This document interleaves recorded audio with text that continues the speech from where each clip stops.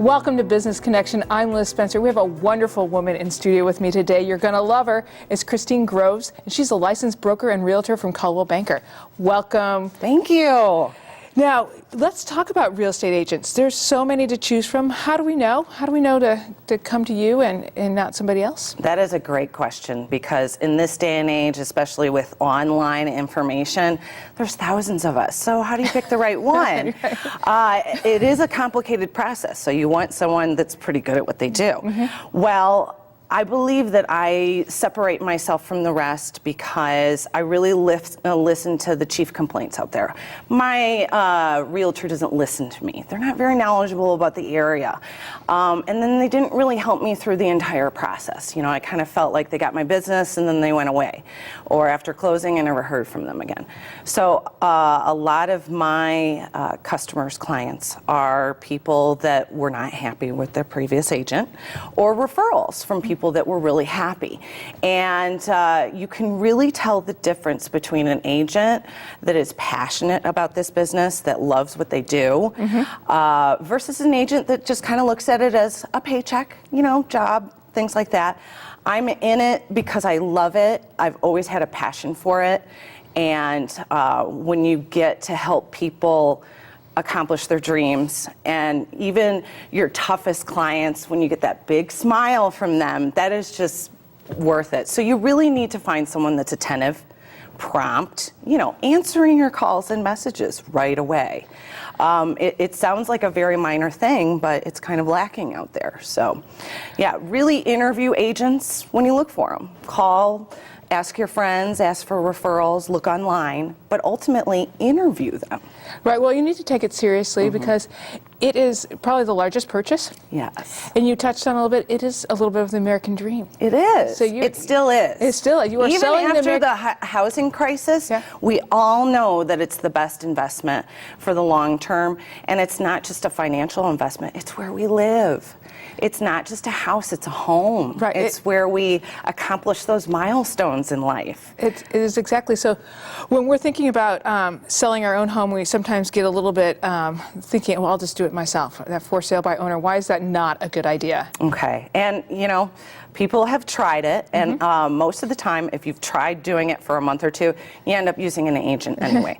There's actually a ton of reasons, but the number one reason is the actual cost that it's going to end up costing you.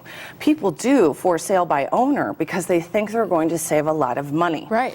When actually, statistically, and this is no matter where you research, you will typically net about 16 to 24% less. Wow. If shocking. You do for sale by owner. Yeah. And you're looking to save, what, a 5-6% commission? Well, regardless, even if you're a for sale by owner, in this industry, most of our buyers are represented by agents. And especially with a for sale by owner, if they even decide to look at that, they're going to want an agent representing them, someone, you know, mm-hmm. batting for them.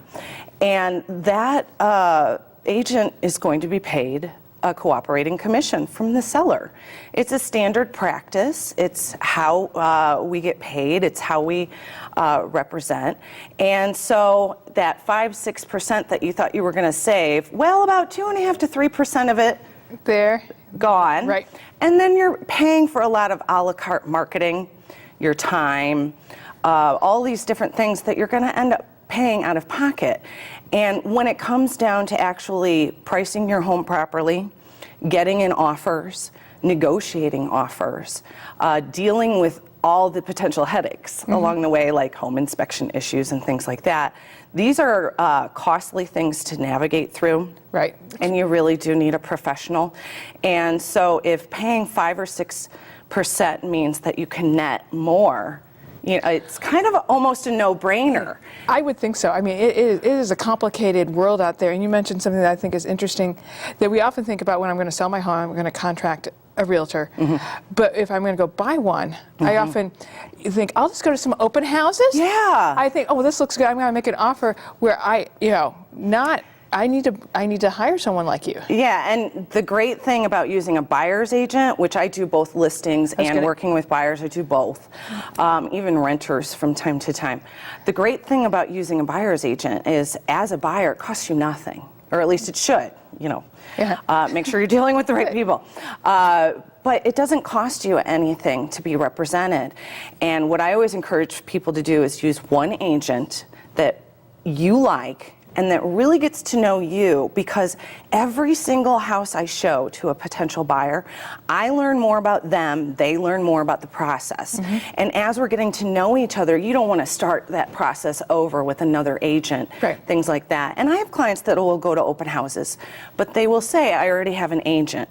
And the other good thing about that is, if you speak to a listing agent, whether it's their open house or you call them on their listing, not all agents are careful about saying, just to remind you, I represent the seller and their confidentiality, and anything that you tell me, I'm going to relay to my seller.